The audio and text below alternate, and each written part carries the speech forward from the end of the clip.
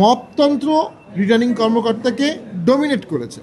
আমার মনে হয় অনেক প্রার্থী ভোটে অংশগ্রহণ করবে এবং অ্যাপিলেট ট্রাইব্যুনালের সফট অ্যাপ্রোচের কারণে অনেক প্রার্থীতে ফেরত পাচ্ছে। আমি সফট বলবো না, আমি বলবো লিগাল অ্যাপ্রোচের কারণে। তো তবে যদি রিটার্নিং কর্মকর্তারা যদি সঠিকভাবে তাদের ডিসক্রিশনটা এক্সারসাইজ করতেন, তাহলে সেক্ষেত্রে আমার মনে হয় অনেক ক্ষেত্রেই আমরা এতজনকে আপিল করতে হতো না। এখন রিটার্নিং কর্মকর্তা কেন তাদের এই পজিটিভ ডিসক্রিপশন ব্যবহার করতে পারেননি? আমি বলবো মবের ভয়ে।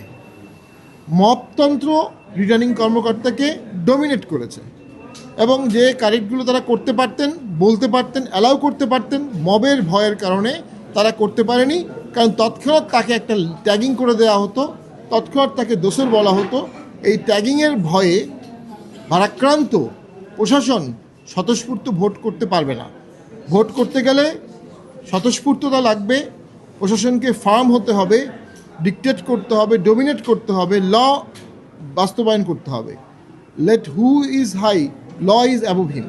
যে যত বড়ই হোক সে ল এর নিচে। হ্যাঁ, the king is under nobody but under God and law. আমরা 1000 বছর আগে ইংলিশ লতে পড়ে আসছি।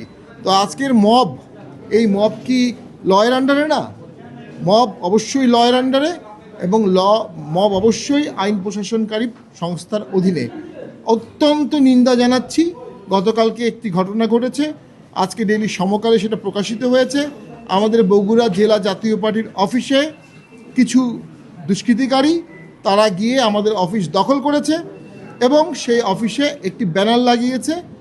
এখানে বেগম খালেদা জিয়ার একটা শোক বার্তার ব্যানার ছিল, তার উপরে তারা একটা ব্যানার লাগিয়ে দিয়েছে, নিচে লিখেছে এনসিপির পক্ষে। আমরা জানি না ব্যানারটা কারা লাগিয়েছে, আমরা কাউকে দোষারোপ করছি না, আমরা প্রশাসনকে দোষারোপ করছি যে তারা এই ঘটনা, এই অফিস দখলের ঘটনা কেন ঠেকাতে পারল না।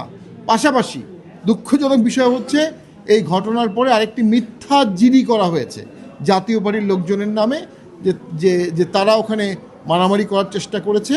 তো যারা অফিস দখল করলো, যারা আমাদের এখানে ফলস ব্যানার লাগালো, তারা উল্টো আমাদের লোকের বিরুদ্ধে জিডি করেছে। প্রশাসনকে নির্বাচনের সময়ে পার্টি অফিস দখল বাংলাদেশের ইতিহাসে কখনো হয়েছে বলে আমার মনে হয় না।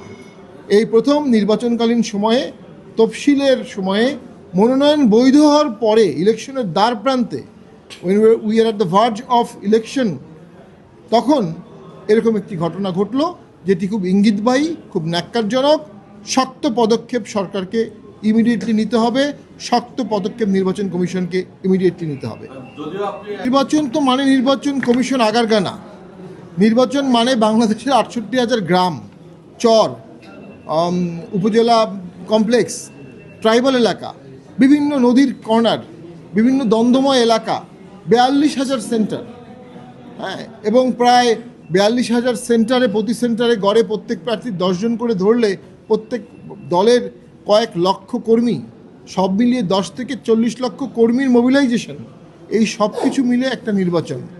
সেই নির্বাচনে আমি মনে করি এখন পর্যন্ত আইন শৃঙ্খলা পরিস্থিতি ইজ টু সেন্ট্রালাইজড। ঢাকা শহরের কিছু অংশে নিরাপত্তা খুব রাখা হয়েছে, ওই প্রতিটি আসনেও কিছু সিলেক্টিভ জায়গায় নিরাপত্তা রাখা হয়েছে। কোথাও কোনো ঘটনা ঘটলে আইন প্রশাসনকারী সংস্থারা অত্যন্ত হেজিট্যান্ট, তারা স্লো মুভ করছে, তাদের মধ্যেও আত্মবিশ্বাসের অভাব দেখা যাচ্ছে। ব্যাপক হারে সেনা মোতায়েন, ব্যাপক হারে পুলিশ মোতায়েন, প্রশাসনকে দৃঢ়করণ না করলে আমরা একটা ফলহীন, মানহীন ইলেকশনের দিকে যেতে পারি। ভবিতব্য সরকার যারা হবে তাদেরকেও বুঝতে হবে যে মানহীন একটি নির্বাচনের সরকার যদি গঠিত হয়, তাদের ম্যান্ডেট ঘাটতি হবে এবং তারা দেশ চালাতে হোঁচট খাবে। অর্থাৎ এখন এখানে একটি রাজনৈতিক সমঝোতা প্রয়োজন। সকল দলই একত্রিত হয়ে স্বতঃস্ফূর্তভাবে নির্বাচনে যাবে এবং সকলেই সকলকে স্পেস দেবে। এবং আমরা মনে করি এরকম একটি সমঝোতা আলোচনা প্রত্যেক নির্বাচনের আগেও হয়েছে 91 সালে হয়েছে, 2008-এও হয়েছে। কোনো একটা অজানা কারণে এখন এই সমঝোতা হয়নি বলে দ্বন্দ্ব বাড়ছে।